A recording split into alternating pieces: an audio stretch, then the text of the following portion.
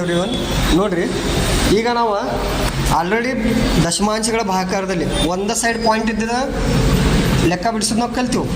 But ಇನ್ನೊಂದು ಕಲೀನು, ಇನ್ನೊಂದು ಲೆಕ್ಕ 6.432 ಭಾಗಿಸು 8 ಈ ಲೆಕ್ಕ ಬಿಡಿಸಿದೆ. ಹಾಂ, ಅದನ್ನು ಬರ್ಕೊಂಡು ನೋಡ್ರಿ, ಇಲ್ಲಿ 8 ಬರ್ದೆವು, 6.432 ಬರ್ದೆವು. ಆಮೇಲೆ ಈ ಕಡೆ ಉತ್ತರ ಬರೆದೈತಿ. ಹೆಂಗೆ ಲೆಕ್ಕ ಇದು ಉತ್ತರ ಹೆಂಗೆ ಬರ್ತನೋ ತಿಳ್ಕೊಂಡು ನೋಡ್ರಿ. ಈಗ ಮೊದಲು 6ಕ್ಕೆ ಭಾಗಿಸ್ಬೇಕು. ಎಷ್ಟಕ್ಕ? 8ರಲ್ಲಿ 6ಕ್ಕೆ ಭಾಗಿಸ್ಬೇಕು. ಆದ್ರೆ 6 8ಕ್ಕಿಂತ ಸಣ್ಣದೈತಿ. ಸಣ್ಣದೈತಿಲ್ಲ? ಸಣ್ಣದೈತಿಲ್ವ? ಅದಕ್ಕೆ ಏನು ಮಾಡ್ದ, 8 ಪೂಜೆಲೆ 6 ಪೂಜೆ ಐತೆ, 6 ಬತ್ತು. ಹಾಂ, ಇನ್ನು ಮುಂದಿನ ಸಂಖ್ಯೆ ಯಾವ್ದು? 4 ಜಕ್ಕೋಬೇಕು. ಎಷ್ಟ? 4. ಇಲ್ಲಿ 4 ಬರ್ರಿ, 4 ಜಗ್ಗಿದೆ. ಹ್ಞೂ, ಇಲ್ಲಿ 2 ಜಗ್ಗಿದೆ. ಆಯ್ತಪ್ಪ,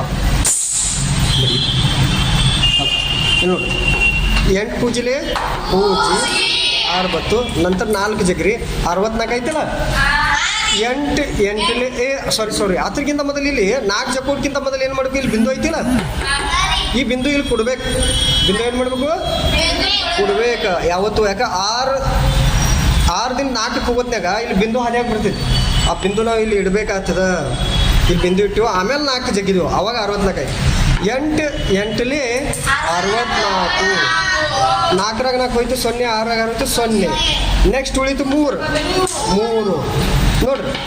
ಕೆಲವೊಬ್ರು ಏನು ಮಾಡ್ತಾರೋ, ಈ 3 ಜಗ್ರಿ 8ರಲ್ಲಿ ಭಾಗ ಹೋಗಂಗಿಲ್ಲ ಅಂತೇಳಿ ಡೈರೆಕ್ಟ್ಲಿ ಇನ್ನೊಂದು ಸಂಖ್ಯೆ 2ನ್ನ ಜಗ್ತಾರೋ, ಮತ್ತು ಇಲ್ಲಿ ಪೂಜೆ ಕೊಡ್ತಾರೆ. ನಾವು ಹಂಗೆ ಮಾಡಂಗಿಲ್ಲ.